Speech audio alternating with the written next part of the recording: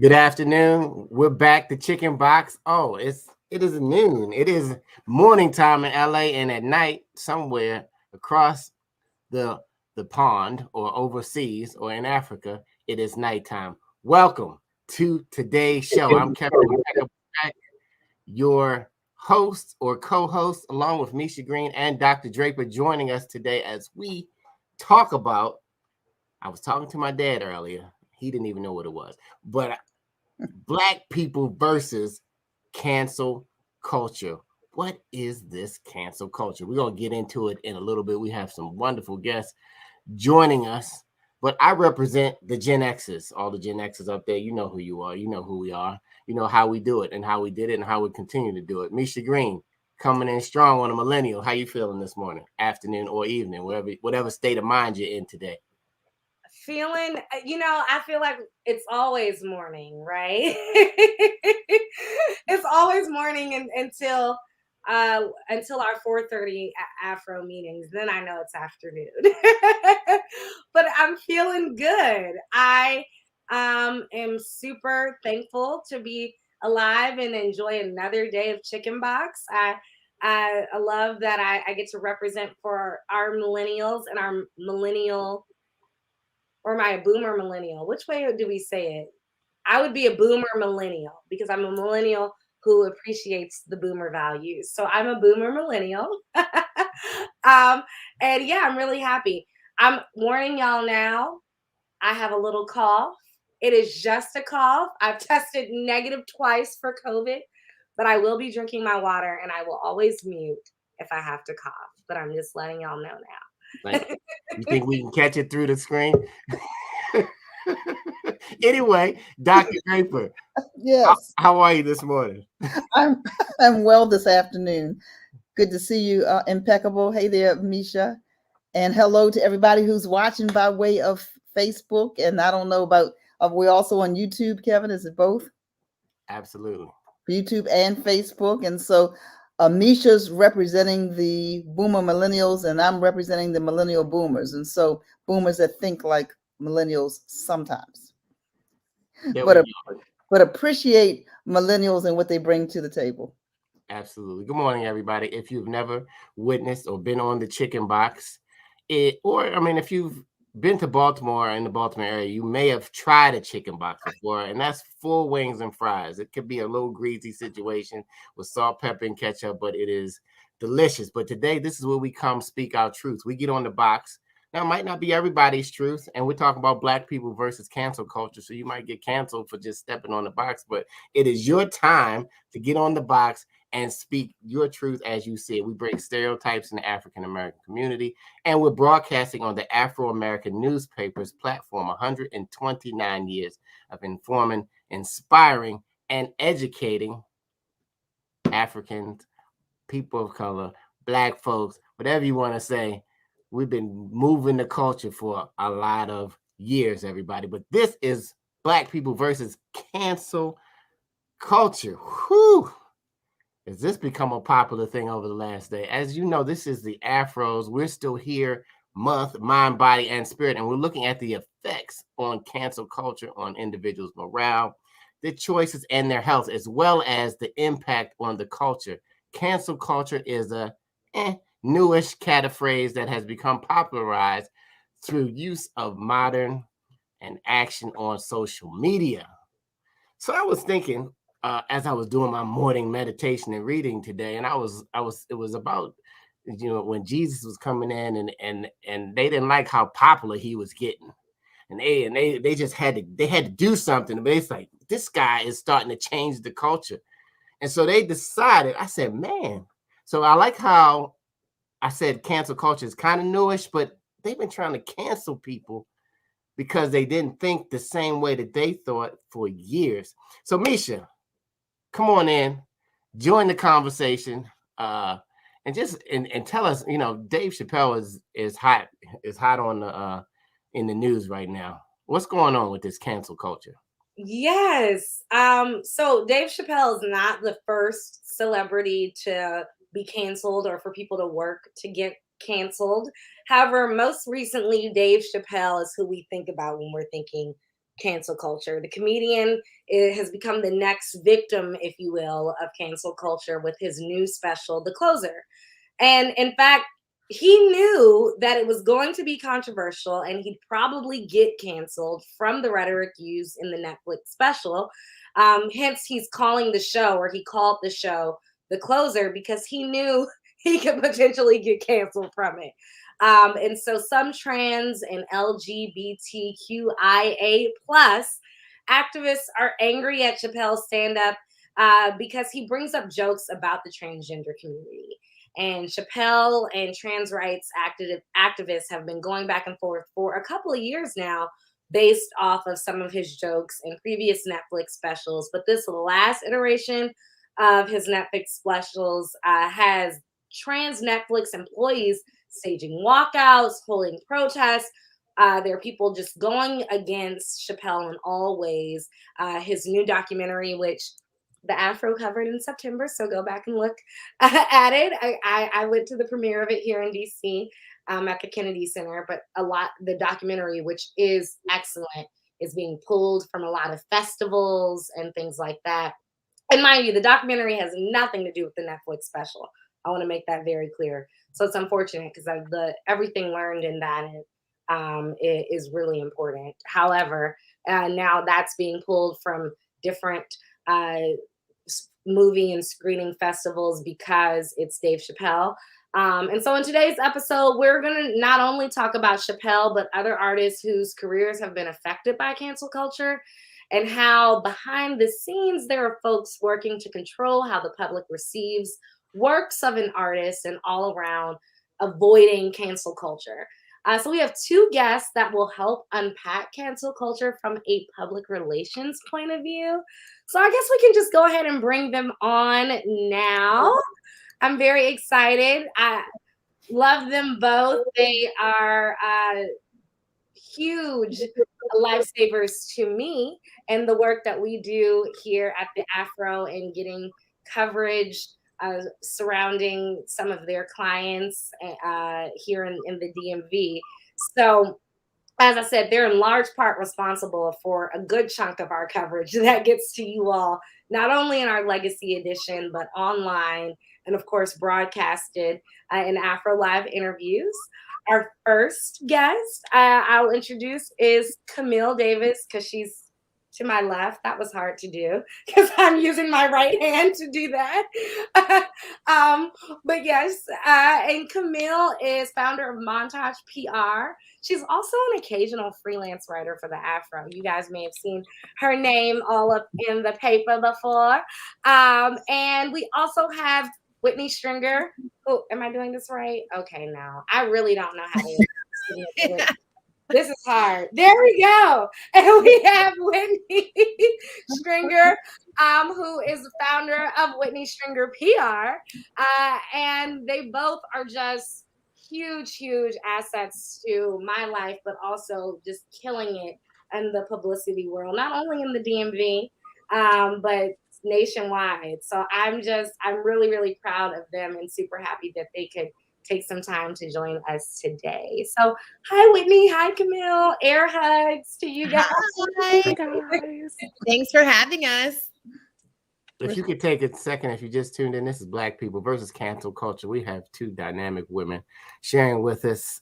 We have Whitney and Camille, who's going to really, they know how to make or break you, or help protect your image or your so-called brand, and they do it well. So why don't you just, so we can just bring everybody into a circle, each one of you just take a minute and just say what you do and maybe some clients that you handle. We'll start with you, Camille. Hi, everyone. First and foremost, I have to give a big we are to my Penn State sister, Whitney. That's kind of like a thing that we do. I just can't see her without saying we are.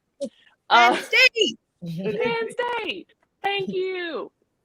So Thank you. We have a call and response thing that's kind of like near and dear for all the alumni. So thank you all for having me again today. My name is Camille Davis, Montage PR. And after, I would say, kind of the death of Nipsey Hussle, I really focused and rebranded my business to focus on Black-owned businesses, brown-owned businesses, and women-owned businesses, particularly small businesses, especially in the DMV area, because I feel like those small businesses help our communities to thrive. So that's been really my particular focus for the last like 2 or 3 years. Welcome to the Chicken Boxx, and thank you for joining us. Whitney Stringer of Whitney Stringer PR. Welcome again. Just give us a little bit.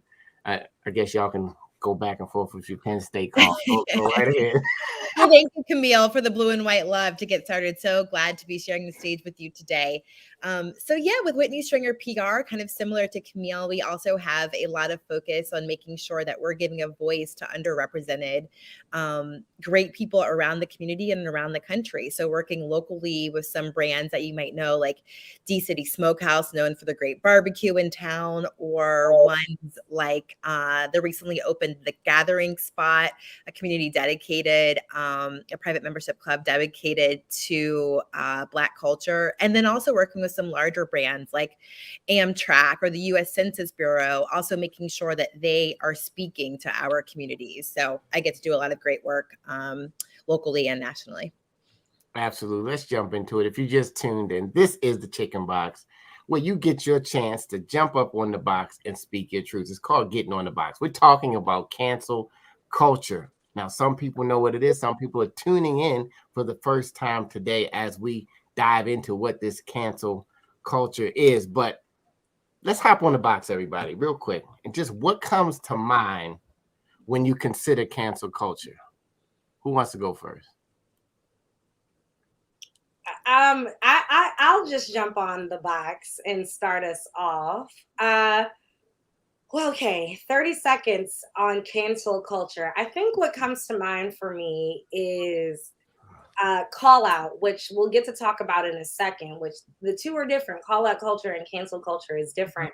But for me, the call out aspect, I think, sort of leads to the canceling piece. And so even letting folks know that publicly that you have an issue with something is sort of, I think, starts the canceling piece. Also, I think a lot of misinformation plays a major role in cancel culture. And I think that social media, if we did not have social media the way that we do and so accessible and used as a source of news in many ways for folks, that we would not have the cancel culture that we do now.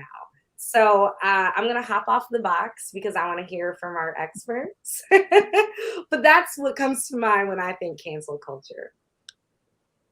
Yeah, to me, cancel culture kind of morphed. It had its phases, right? I think that we kind of really saw it with this phrase woke, right? When the phrase, oh, I'm woke, became a big thing. And then being woke kind of metamorphed itself into this accountability culture, that you're talking about, Misha. So now we're in this cancel culture, right? And now I fear toxicity. I worry about mental health of these people that are being called out for cancel culture. I'm almost for fear of the downward spiral of the individual. So I love that we're having this conversation today because I'm not in fact sure that we are examining how individuals and their well-being is impacted, by this cancel culture. Absolutely. Let alone, their brand. Absolutely. Whitney? Yeah, I would say that I think that a lot of times cancel culture is such a knee-jerk reaction to things. We see something, we experience something, and then that's we just kind of like jump on it. And like Camille was saying, it really has morphed over the past couple of years, but now we're seeing it just done so quickly. I also think that it's really not good for our culture. I'm certainly a publicist, but I'm a woman of faith first. And think, the reference that you were making to, Jesus had second chances. We all are given second chances. And so I think that the way that it's being used today is actually pretty sad and limits the amount of learning experiences that could be if we weren't canceling people. Mm-hmm. Absolutely. Dr. Draper? Well, when I think about cancel culture, in addition to everything that everyone has said, it has now seeped beyond or gone beyond the celebrities. And so beyond people who are influencers. And so the impact, for example, on young people, the shaming, and the suicide rates of young people going through the roof because of the sensitivities to what their peers think and what people think about them, what they say about them, especially on social media, whether or not it's true.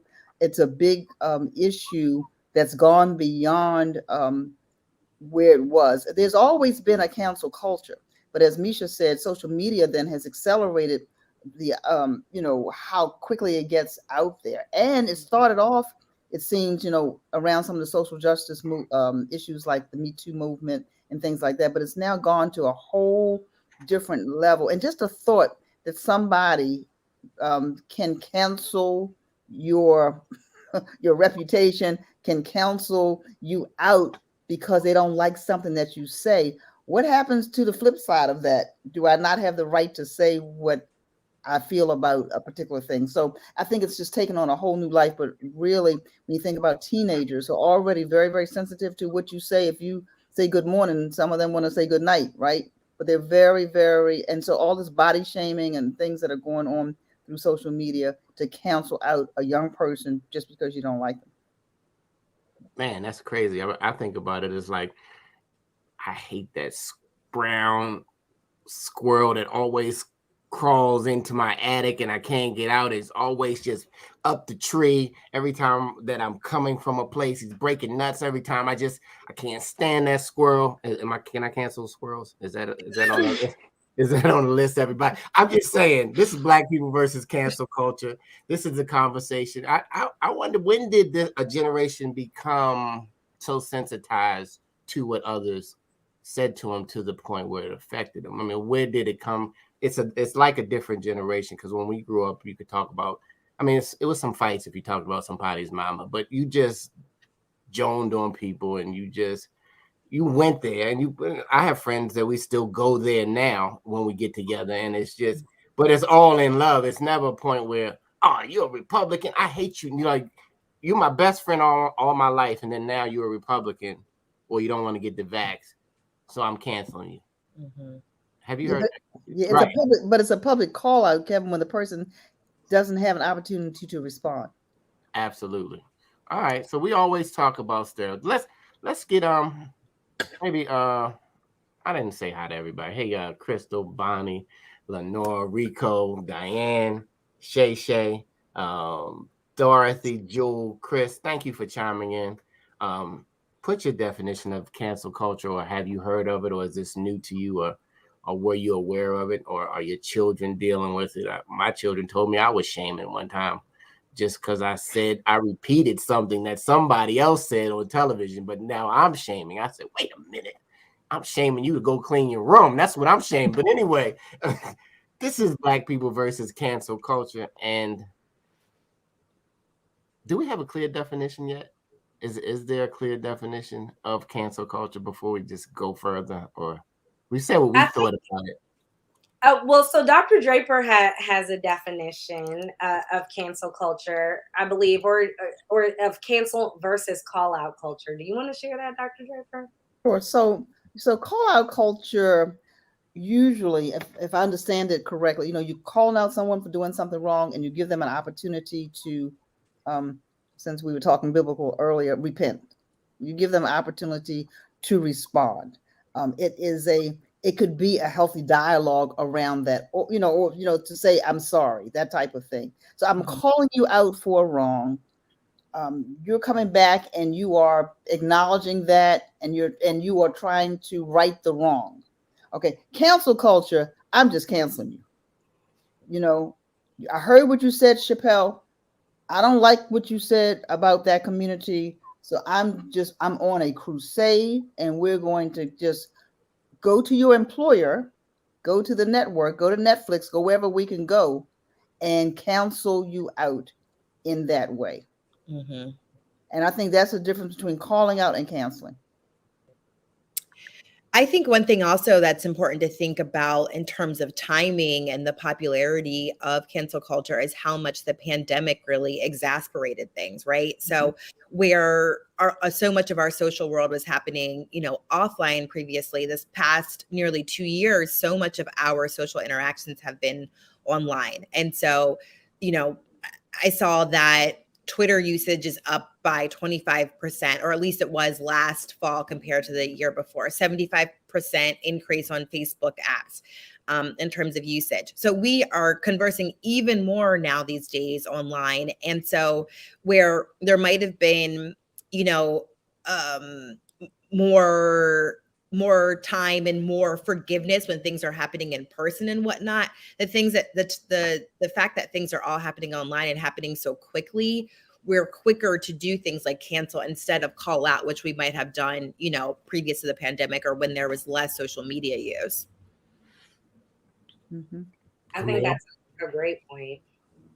Absolutely. People are saying, I don't know what it really is. Hey, Lenora, they're trying to get an understanding of what cancel culture is. Sometimes it is can be an opinion, right? It can be how you feel about a person. But when does it culturally, does it become a movement when other people like pile on? Like you could do something. Like for me personally, when the R. Kelly tape first came out and he said it wasn't him, I knew exactly it was him because I could hear the voice and I saw it. But it was super disturbing. In my mind, I canceled him. I didn't go on social media and say, hey, you guys, let's all huddle up and cancel them together. But it did happen because, decisions have consequences eventually. And, what's done in the dark eventually, hopefully, gets brought to some kind of light, which we believe justice is being served for that situation. But me, in my mind, stopped listening to his music. But that was my own thing. Is that considered cancel culture? You canceled him personally. I think R. Kelly is actually a perfect example of cancel culture and how it has evolved, because we didn't even have MySpace when R. Kelly's initial video came out. There was no sort of way to further publicly shame him unless your cousin had the bootleg video, and then people talked about it amongst themselves and on the radio and things to that nature. But he was completely canceled. His music was taken off of the airwaves in most places and on these apps specifically due to social media. He was canceled because of the Mute R. Kelly movement, which was a hashtag. And I think, often in these cancel culture conversations, sometimes it's not a necessarily a just reason why this person is fully canceled. I think his situation, it was a really great way of starting the process again to get him to where he is now, which is in prison, and the R. Kelly situation, I think, is a perfect example of how social media and cancel culture helped save people's lives in that regard. But that's not always the case. I'm curious. I see the wheels turning for Camille right now. Oh, I'm obsessed with cancel culture, you guys. I even think back to, okay, when was the first time where I really saw cancel culture trying to, get its rise? And I think to Isaiah Washington. Do you guys remember? I think it was like 2007, Grey's Anatomy, where he made anti-gay comments, right? So here's where a Whitney or Camille steps in.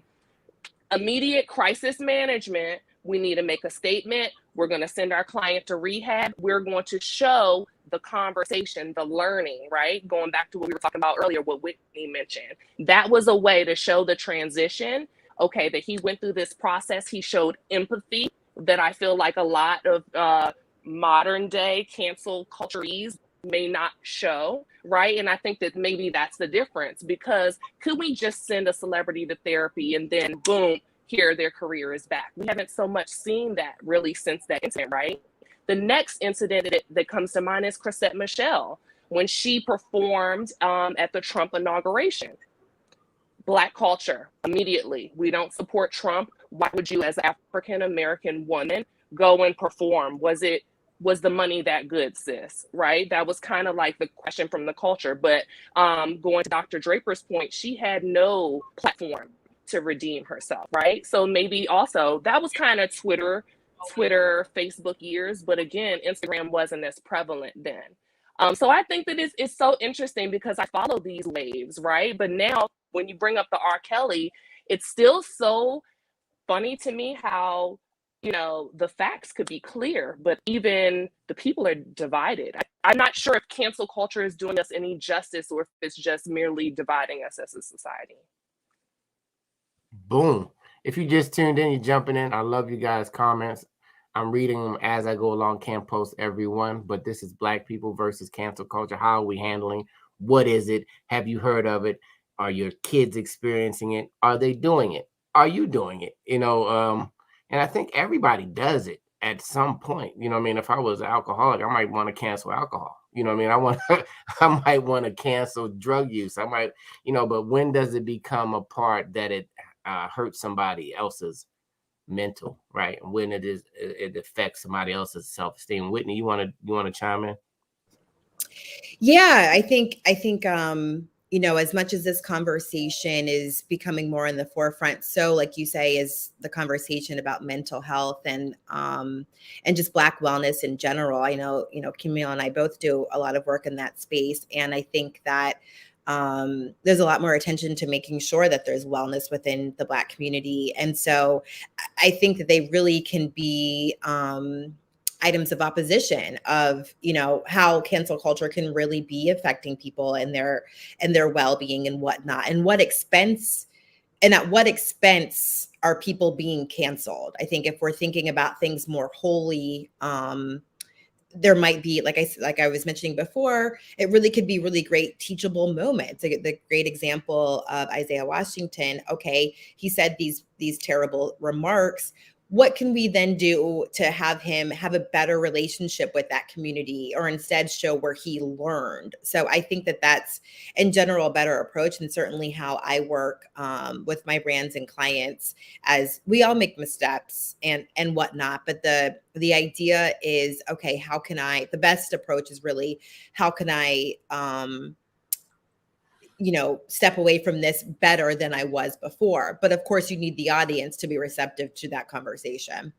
Absolutely. There's a lot of stereotypes out there on these quote unquote, air quote, digital streets, we like to say.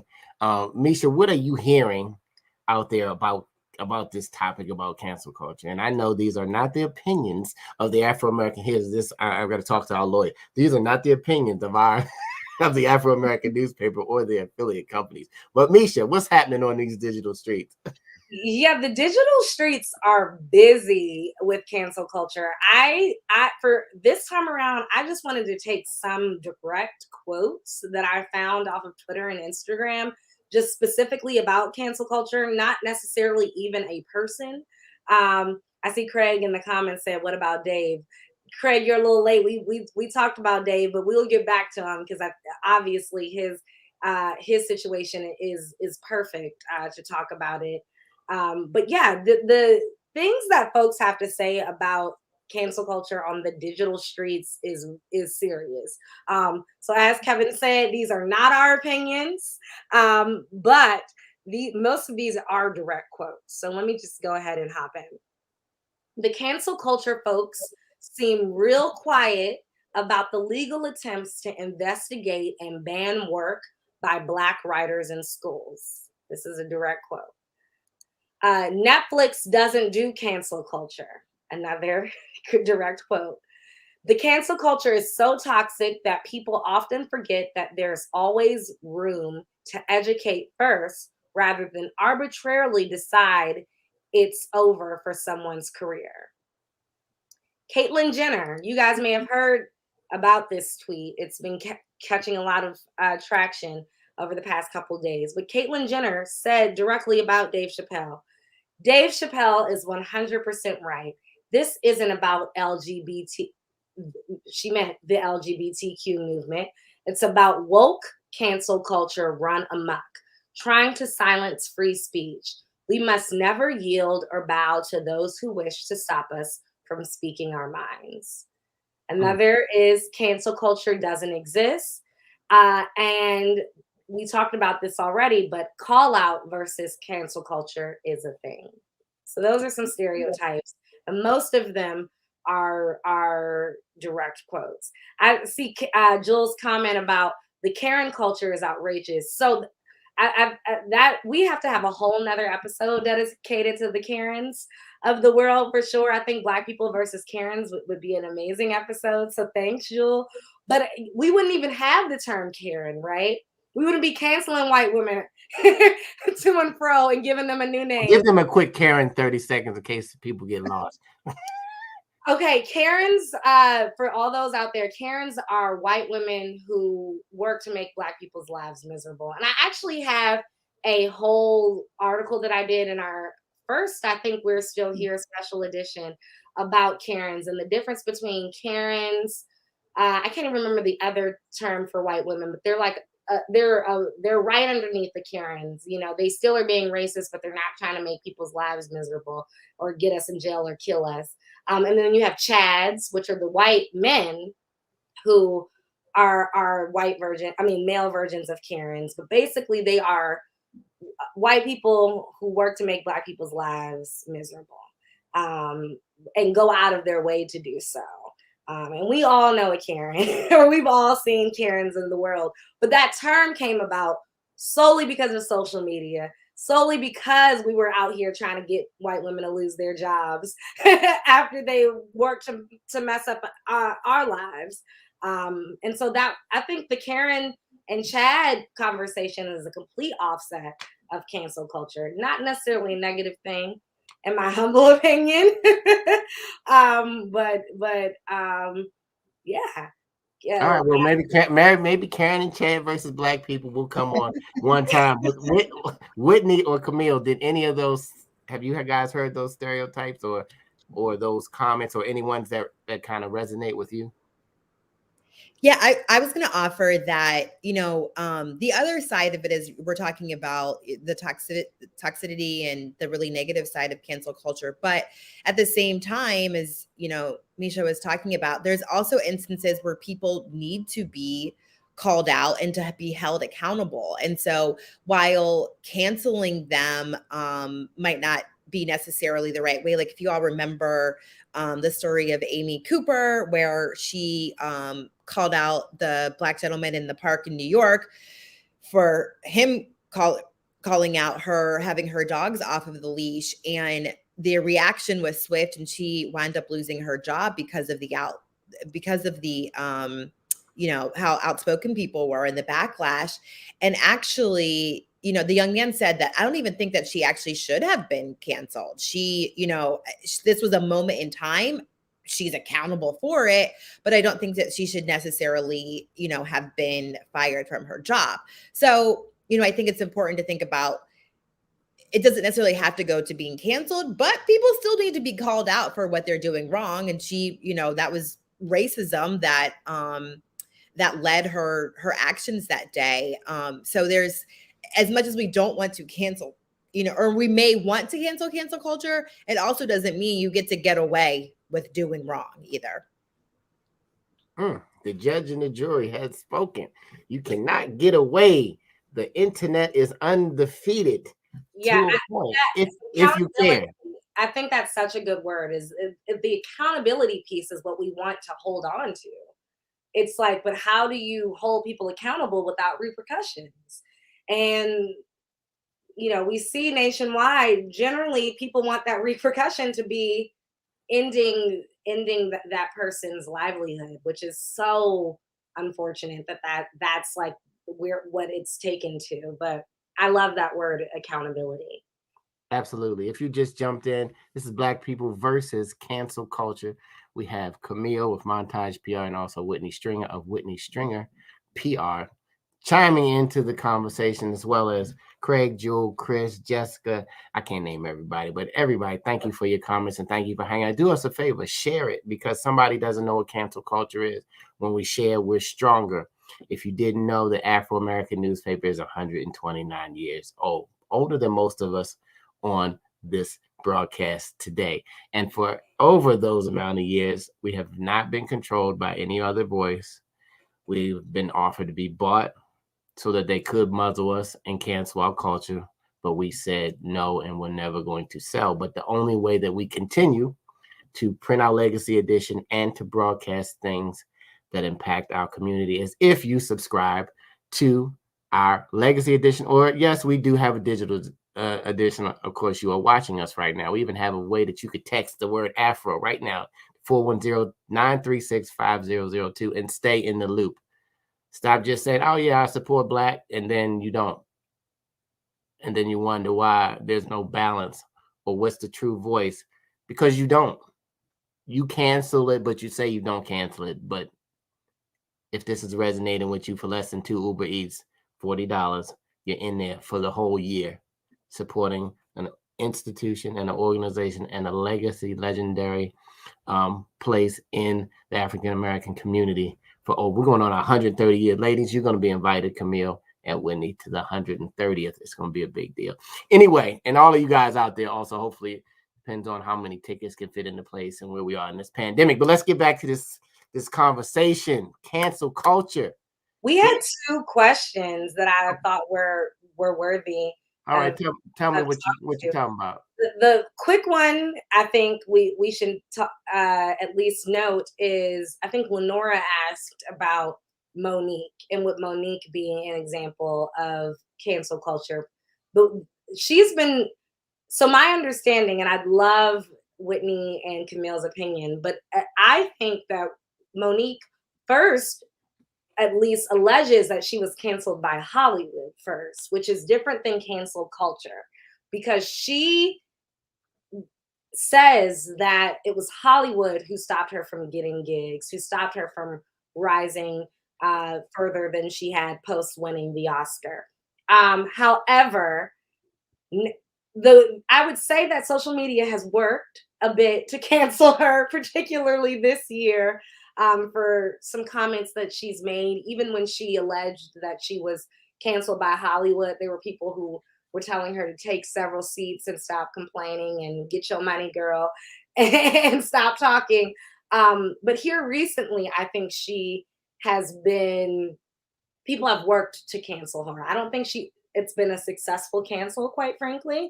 But I'd love to hear you guys' opinion on the Monique issue. Then while we have it, the longer question, which was Dana's, let's see if I can find it, was about the Issa Rae Insecure issue in conjunction with the AKAs. And is that a part of cancel culture? And I'd love to hear you guys' opinions on both. So sorry, it's a loaded question, but Monique, Issa Rae, it's all Hollywood. That's a whole nother show that Chris said. You're absolutely right. And we're going to do it because it's time to talk about it. But let's touch on it gently today without getting so cancelly. I definitely say with Monique, I fear, I fear discussing this because I think that it brings up, at least for me, a bigger issue, and that's protecting Black women, right? I think that with Monique, her issue was simply calling out the industry because of pay inequity, right? She was simply not getting paid as much as the Dave Chappelles that were on Netflix, as her counterparts. And she was literally bringing this up so that people were aware and to demand her worth. And I don't see anything wrong with that, right? But I think that it's the blackball of it all. The fact that these machines behind the industry have the ability to literally silence your career. We saw it also with Kevin Hart, when he failed to do red carpet appearances for a particular movie. I'm not really remembering what movie or promotion it was at the time. And the industry didn't like it. So they attempted to cancel, his reputation. So I find it interesting to, it's like, where's the system? Where's the check and balances at where do we see, oh, well, this person can be canceled, or how long does the cancel last for? Like, are there parameters to the cancel culture, right? Or can some people be canceled or not? Bringing in the Dave Chappelle conversation, I believe that he can't be canceled because that man was merely speaking his truth. He did a stand-up show about his human experience. He brought up, his friend Daphne, who was a member of the LGBTQ community, So that's where I feel like it's a gray area. When are we allowed to simply stand up for what we believe in? We were raising this question earlier. So with Monique, I feel like it's definitely tricky. So every time someone says, something we don't like, is it the privilege of it all or the entitlement? I feel like we're now this society that's like entitled or wants to exercise some type of privilege. You know what I mean? And I worry about that. Even Donald Trump, for instance, right? Now he's going to create his own new social media network because he's been banished, from Twitter and from Instagram because he was spewing misinformation. So I just feel like we're almost going down. It's going more so to the negative than it is to the positive. And again, making us more divisive. Absolutely. I'm just going to jump in and end this since you started with Monique. And me being in the entertainment business, for those who don't know, my other job is I've been managing Drew Hill since they were 14 years old. So I've been dealing with the comments and the opinions and how everybody gets behind their keyboard and says whatever they want to say. But as for Monique, it's hard to say what is fair and equitable as far as pay, right? Because every artist has a different draw, has a different amount of star power, has a different amount of wow effect, right? And just because you found out what another artist made doesn't mean that just because in your mind you think that you should have it. You understand what I'm saying? I'd like to have Michael Jackson money for Drew Hill, but I'm not gonna get up here and say Michael Jackson got 10 million a show and I want, what I mean? So when does it come, especially when you're already considered successful and wealthy, when does it become, where's that gray area coming? I know Monique, she's from Baltimore. I know her husband, we used to play basketball when we were little, all of that good old stuff, but what was it? How can you compare Lamar Jackson's salary to somebody who's a second string NFL quarterback? You really can't, you know what I'm saying? But you can get on this platform and say, hey, I think I should, but in reality, you're not him. Let me take another angle on that though, Kevin. Here's what I think we're talking about. Cancel culture. So she had a right to file the suit. The judge ruled that it could be heard. That was her right as an individual entertainer. But when we put this together with the conversation that we're having now, does the culture have a right to weigh in on that particular matter between Monique and Netflix to influence the outcome one way or the other? And so we as a culture now feel that we have the right to weigh in on anything and everything that people say and then inform the outcome.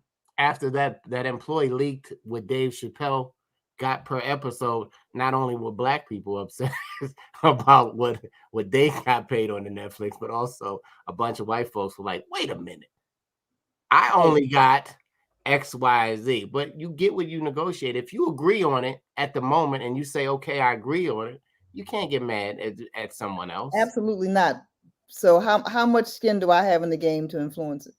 Absolutely. I don't know. I think some people like to talk just to be talking. Anyway, this is Black people versus cancel culture. And I think a lot of people are still trying to get their 5 minutes of fame on the internet, without doing the work. These ladies, Camille and Whitney, have put in the time. You can't just all of a sudden start making comments and think you're going to be running a PR agency. It just doesn't work like that. There's no shortcuts in this entertainment business. There's no shortcuts in this newspaper media business. There's no shortcuts in anything that you have become professional in, that you're getting paid because you add value to the marketplace.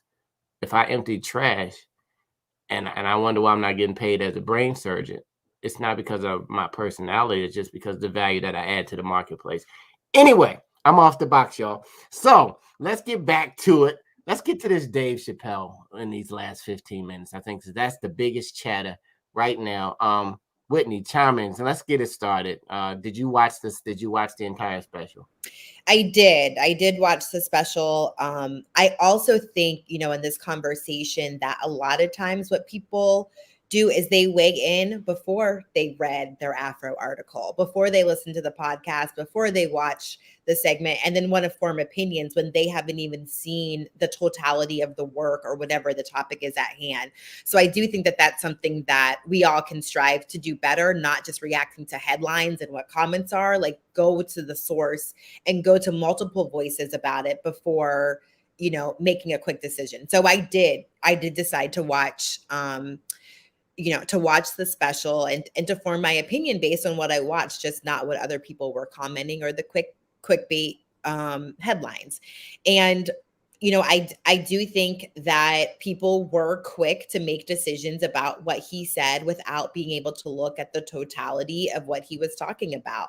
I think he makes really valid points. He is a comedian and that's what they do. They call out, they make fun of. And I think if you saw the whole brevity, if you saw the whole show, then you can see that he really wasn't being inflammatory against the community. He instead was talking about his journey with understanding that community and getting to a place where he had respect for them, but also saying there's also some things in which this community should be called accountable. And so I do not think that it was the right thing for people to cancel him. I also think that, he was saying that there were calls for him to go in and have discussions with employees at the Netflix employees, and he said that actually didn't happen. And so I don't know if we ever got clarity on whether that actually happened or not, but I for sure think that there should be conversations and not just this quick knee-jerk reactions. Absolutely. Camille? What do you think? I did see the stand-up special. I'm a huge follower of Dave Chappelle. I think that he rattles us in just the right way, so that we can have, these hard conversations, but they're imperative, in us functioning as society together. Unfortunately, I rushed to watch it because I saw the headlines and I said, I need to go watch this before they take it down, for fear that he was going to be silent. So that's why I rushed over and I needed to watch it immediately to see for myself what it was all about. And I'm glad that I did. I don't think that everyone has the same experience, as Black culture. These are often conversations that we have. We call them kitchen table talk, right? This is what happens in Black families where we kind of have to digest our day and we have to talk about, the things that were harmful that happened towards us. And I think that this was Dave Chappelle's way of bringing it to the forefront, bringing it to the table, because he has a mixed audience, of his following. So this was a great way of him to shine light on what I believe was, the systematic racism of it all. I think that he was still trying to show that there are still levels, there's still hierarchy to respect.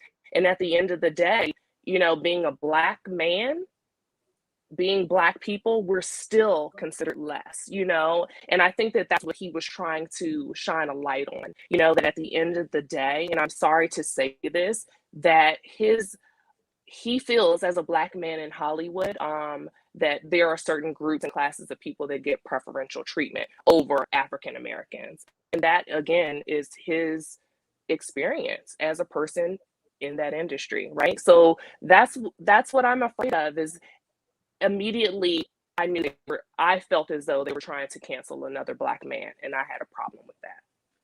Absolutely. It's the invisible bully slavery still mentality. If you don't fit into this box, if you don't act like we expect you to act or like we want you to act, then in fact you are. So the Hollywood conversation is another conversation, ladies. You guys are now signed up to come on for part 2. It might be next week because Jessica done asked for it already in the comments to have a part 2. Yeah, absolutely. And it's real. And here's the problem. with our billions of dollars that we have for income that we spend on everybody else, we have to develop our own networks. We have to have our own distribution channels. We have to have things that allow for us to thrive outside of their system. Because as long as we, like right now, if in fact Facebook said, "Oh my God, I don't want you guys talking about this," they would cut the broadcast, right? They would and where are we? Okay, we're on that platform. Not that you want it to be such a black and white issue, but it becomes a black and white issue because it seems that everything else, every other community, pets are more important than black people. I'm telling you, Michael Vick, he got canceled for a fight that happened at his house. Okay, that he wasn't there. Maybe he condoned it, maybe he didn't, but we all know what he went through, and we all know what Dave spoke about. If you saw the closer when he said that there was more care and attention placed on, I have so many letters, I'm not even gonna say them, that other community, that it's nowhere near the same amount of care placed on the lives of black people, especially it seems to be black men, but black women as well. But I'm just gonna say, as a race, you know what I mean? And so the line has to be drawn. Do you buy into the cancel culture? Do you pile onto the cancel culture? Or do you, so we use this word woke, do we wake up and say, okay, we need to own more things. We need to come together more. We need to, because black people, they're the first to cancel you, especially in the music business. They'll tell you your career is over in the United States and you should be working at Walmart, but you go overseas, like Tina Turner and those people, and they love you forever. They still respect and revere your body of work as an artist. But here, you've been canceled by our own community. So we're stepping on our own, and we don't even realize it. And that may be because maybe some hurt is in there. Charlie, Craig, Antoine, Natasha, everybody, Nicole, thank you for tuning in. It's coming on out. Dave Chappelle, we're still talking about it. It was the closer on Netflix. If you missed it, don't just watch an excerpt on YouTube. Watch the whole thing. Since when did we become so sensitive? That's my question. Whitney, when do we become so sensitive? I don't have the answer for that. I don't know when we became so sensitive, but I think we should cancel being so sensitive. That's what I think we should do. I'm just saying, because comedians have been coming at presidents.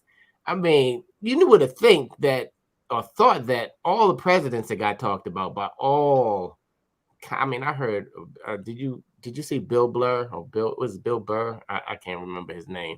But he was just talking about white women bad. He said, white women, you trying to hijack the black movement. You try to hijack everything, and he went on and he called white women bees and did all, I don't know if they canceled him or not, but he went in a comedic way, as comedians do. But when do you become so sensitized to, what do you think, Dr. Draper, when do you become so sensitive? Well, when do we as a culture, not you, I know you tough, you pledged back in the day, you know what I mean, when you had to pledge. But we as a culture, we've been sensitive. The thing is, we have allowed people to say things about us, and not push back as strongly as we should. And back on that conversation around comedians, I watch Stephen Colbert all the time. He says all kinds of stuff. And doesn't get censored. I recently, y'all don't judge me. I went back and listened to some old Richard Pryor. Richard Pryor would be canceled for sure. Right? So social media has put a different spin on it. And speaking of that, this is a whole new show to talk about, not today. There are certain headlines that if we put them out, when you put black in the headline of certain stories on social media, do you know they get censored?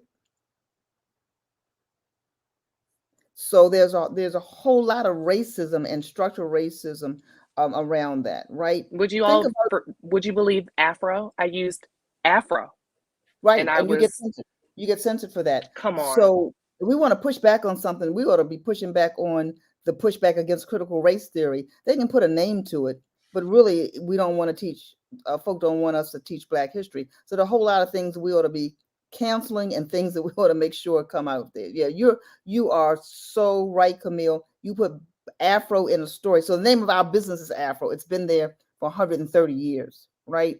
But there's certain, I contend that's why we don't have our blue check on Instagram, even though we have over 11,000 followers, or on Twitter because of that. And we had somebody tell us we were too Black.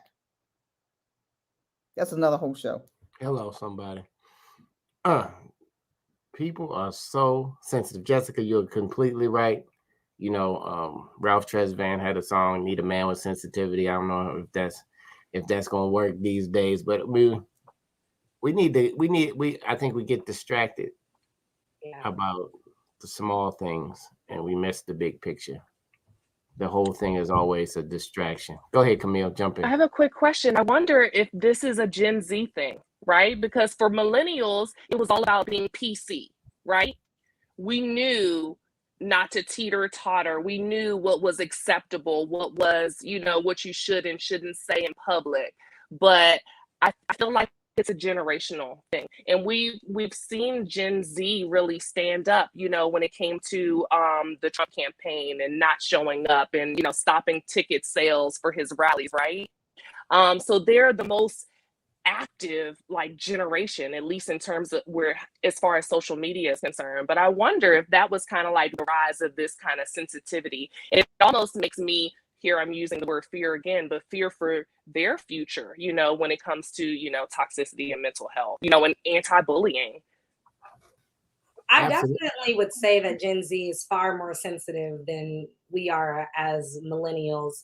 I mean, part of it, going back to that word woke, is that they contend that they're far more woke, right? The fact that they have been very much so involved, if not the leaders of many of the movements that we've had here recently, I think shows that they definitely care about issues.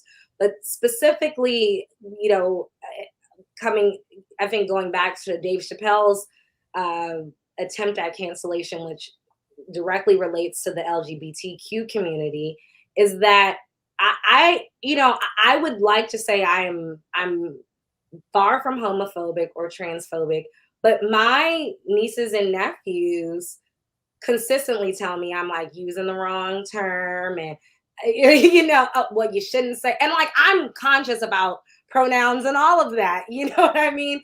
But they are Gen Z. And I think part of it is that they went to school with people, right, who are trans, right?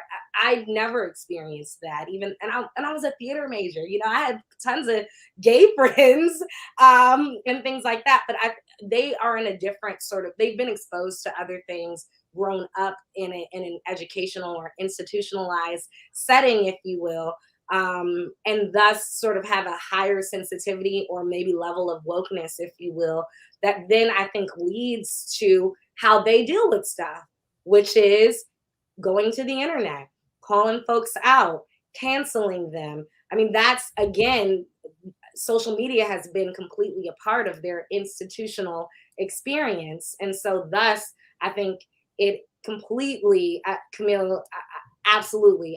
Any Gen Zers on here, don't be offended, but I think they are more sensitive than we are. And I think that's not a negative thing necessarily. But it has it has sort of scooped us all into the world of having to deal with the social media implications and the mental health implications that come from canceling.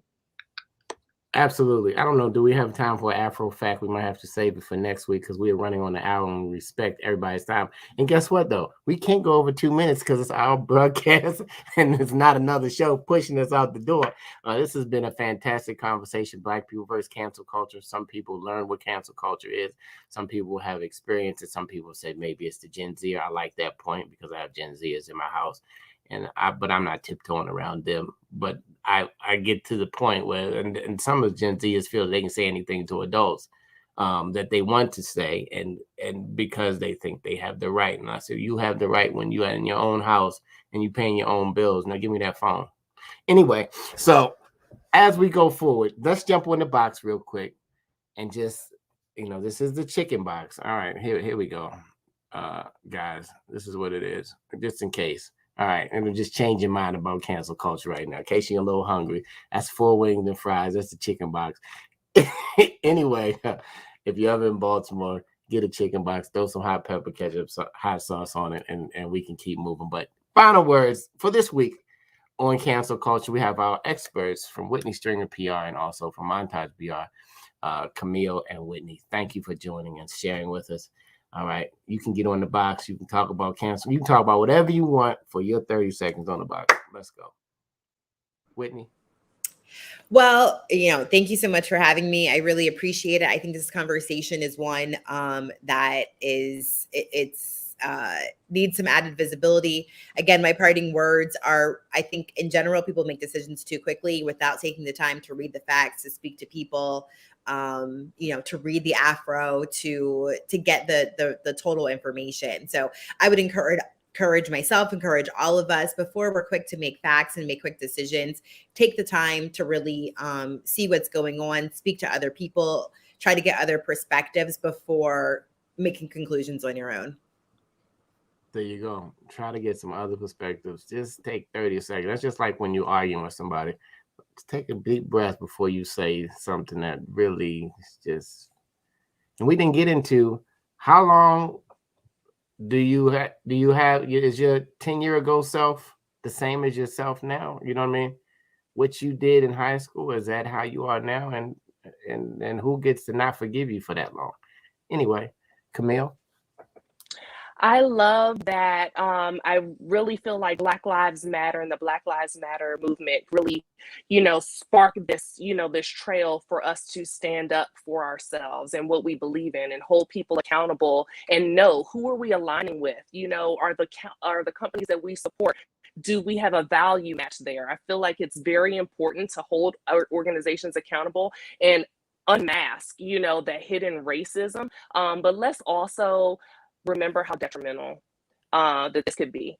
And I almost fear that we are using cancel culture as a way to play out, the downward spiral of our favorite celebrities. It's almost entertaining to watch them, deteriorate in their fame, be snatched away from them. So I almost fear where social media is going, that we love to watch this play out in front of us.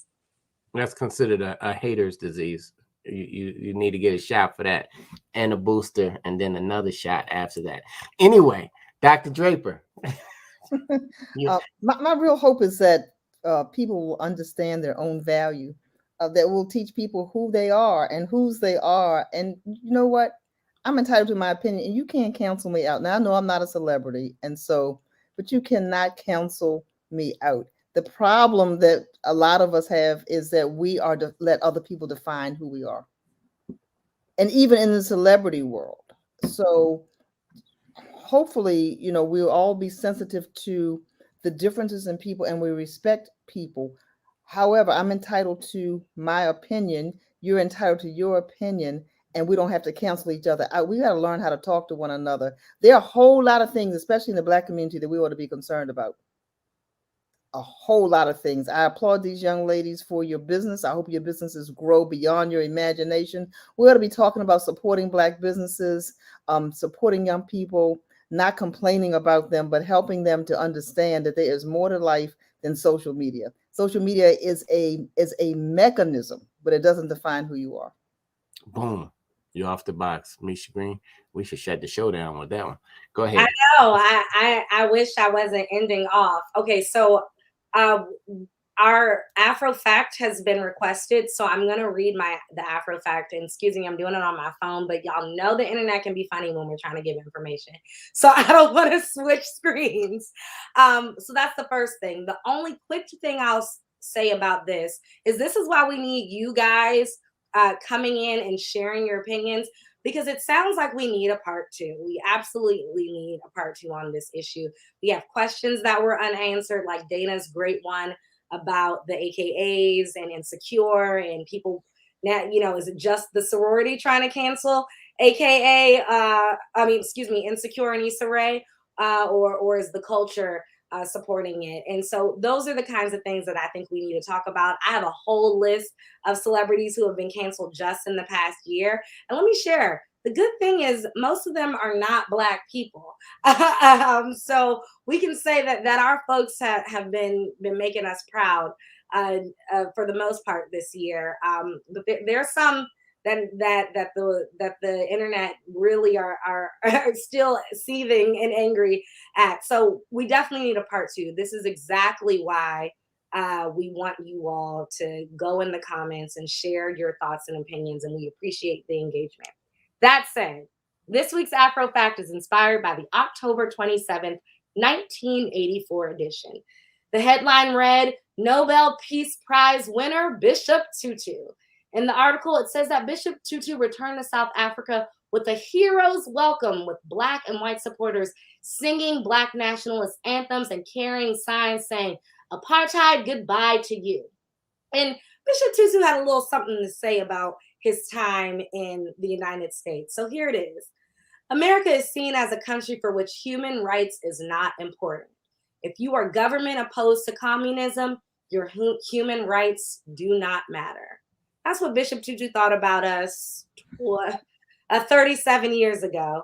So it'd be interesting to hear what folks have to say about Bishop Tutu's comment for sure. But that is this week's Afro Fact. And I just really appreciate Whitney and Camille for sharing your expertise.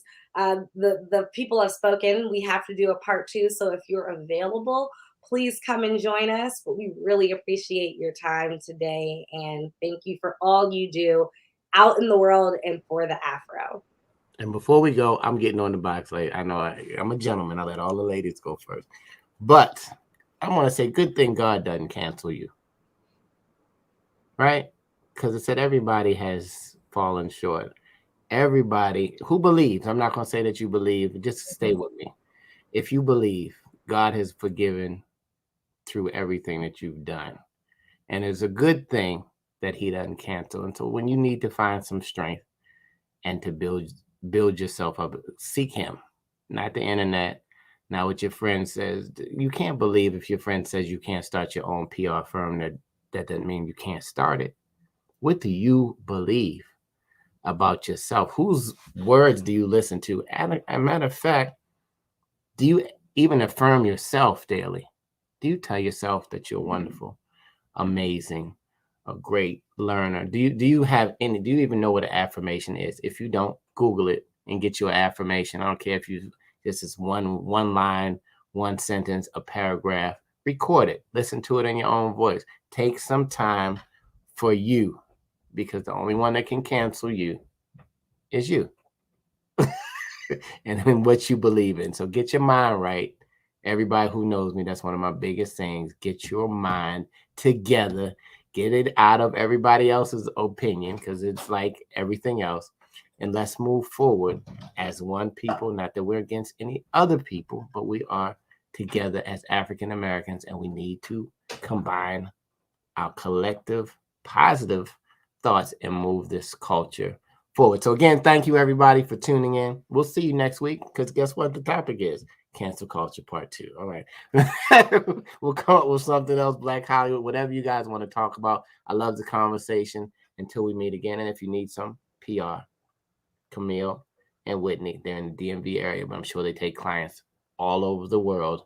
We'll be glad for you to connect with them. That's Montage P&R and Whitney Stringer P&R and PNR. PR. I don't know why I wanted to say P&R, because that's our music thing, A&R. Anyway, they're totally different things, but artists do need PR. So your business needs PR, your brand needs PR, and these are the ladies who can get it done. So until next week, have a blessed day. They say God willing, because you don't know if you're going to wake up in the morning. So be kind to somebody and don't jump on the bandwagon without doing a little research. Have a great day, everybody.